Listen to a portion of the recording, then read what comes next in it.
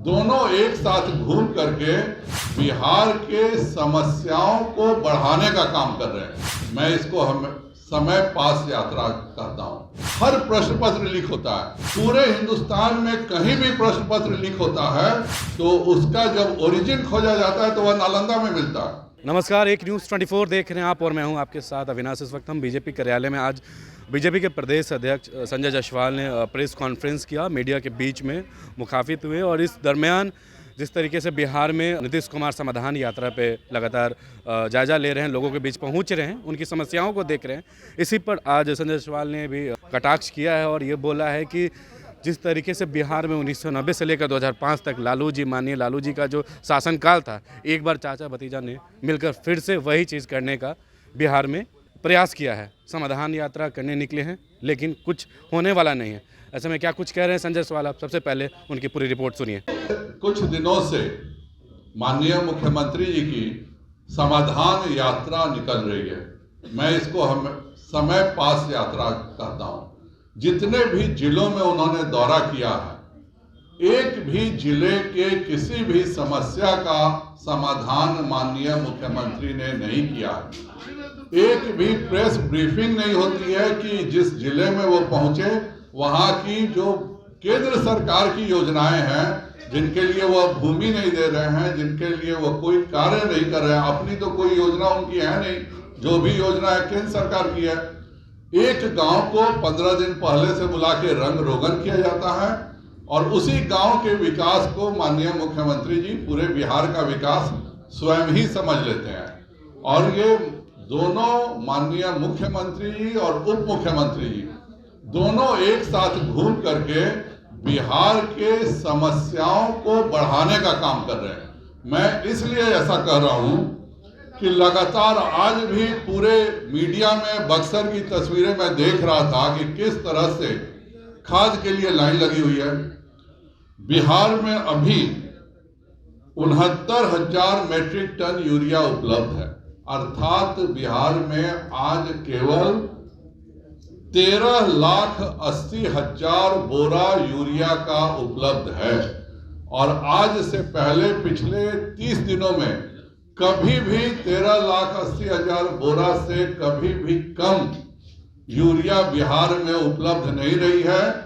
माननीय वित्त मंत्री जी गलत बयानी करते हैं, उनके मंत्री गलत बयानी करते हैं। मैंने तो नीतीश जी को कहा कि अगर मैं गलत बोल रहा हूं तो सरकार मेरे ऊपर केस क्यों नहीं कर रही है। आज भी मैं कह रहा हूं कि 69,000 मेट्रिक टन बिहार को उपलब्ध है।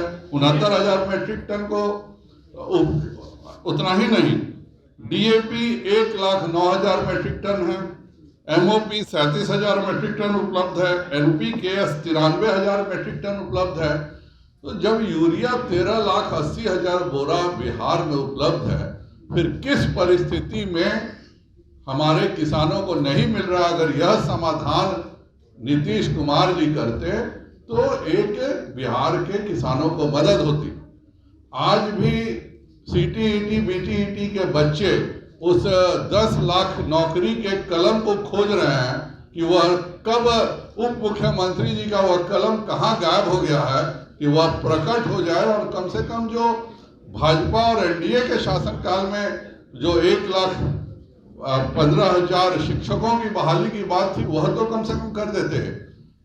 बिहार में भी हर प्रश्न पत्र लीक होता है और इतना ही नहीं होता है, पूरे हिंदुस्तान में कहीं भी प्रश्न पत्र लीक होता है तो उसका जब ओरिजिन खोजा जाता है तो वह नालंदा में मिलता है। आखिर उत्तर प्रदेश में भी प्रश्न पत्र लीक हुआ तो वह नालंदा के व्यक्ति के द्वारा हुआ। मध्य प्रदेश का व्यापक घोटाला का जब खोला गया उसकी फाइल के द्वारा थी। तो क्यों नहीं हम लोग यह समझें कि यह सारा प्रश्न पत्र लीक सरकार की मर्जी से हो रहा है।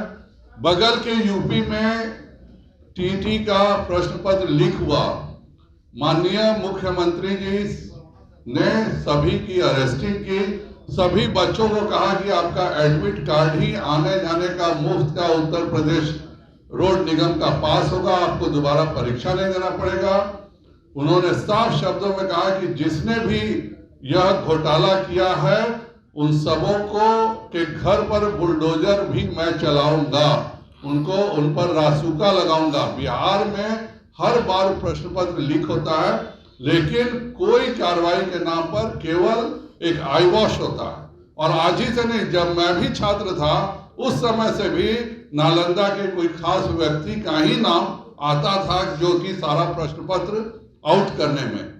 तो बिहार सरकार को अगर समाधान करना है तो हमारे बच्चों को परीक्षा ईमानदारी से हो जाए, वरना पिछले बार तो हुआ कि कोई धांधली नहीं हुई है, और जिसको इस बार महिला को पकड़ा गया उसका बेटा ही कम्पीट किया है। तो यही बताता है कि पिछले बार का भी जो परीक्षा था वह पारदर्शी नहीं था।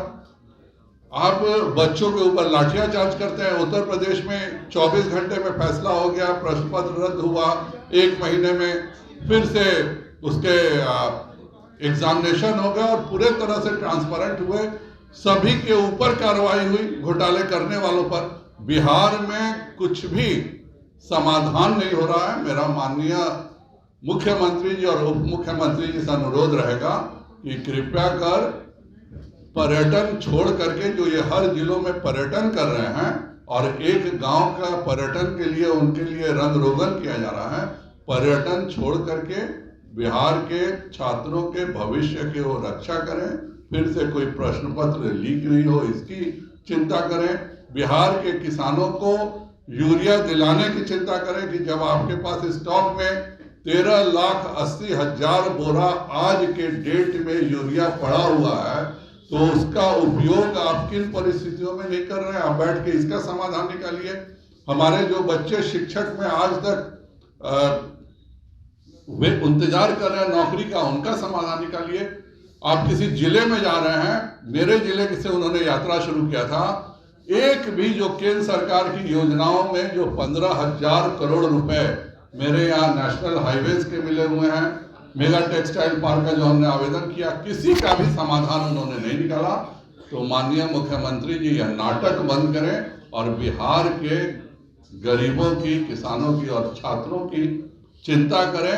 नहीं तो बिहार की जनता जब इंदिरा गांधी के सत्ता के खिलाफ खड़ी हुई तो उलट गया, तो नीतीश कुमार जी का अंत निश्चित है। तो आपने सुना संजय जायसवाल को, जिन्होंने साफ तौर पे बिहार की नीति के बारे में बताया और जिस तरीके से बिहार के डिप्टी सीएम तेजस्वी यादव अपने चाचा का साथ दे रहे हैं और समाधान यात्रा में मिलकर घूम रहे हैं। और इस बीच वो कांग्रेस के बारे में इन्होंने बात किया। राहुल गांधी जो भारत जोड़ो यात्रा पे निकले हैं, तो मीडिया से उन्होंने ये भी बोला कि वो भारत जोड़ो यात्रा नहीं, विश्व भ्रमण यात्रा कर रहे हैं। बस वो विश्व में घूम रहे हैं, उनके घूमने से भारत कभी जुड़ेगा नहीं। और बाकी के तमाम अपडेट के लिए आप बने रहे हमारे चैनल के साथ। कैमरा पर्सन जगह के साथ मैं अविनाश, पटना।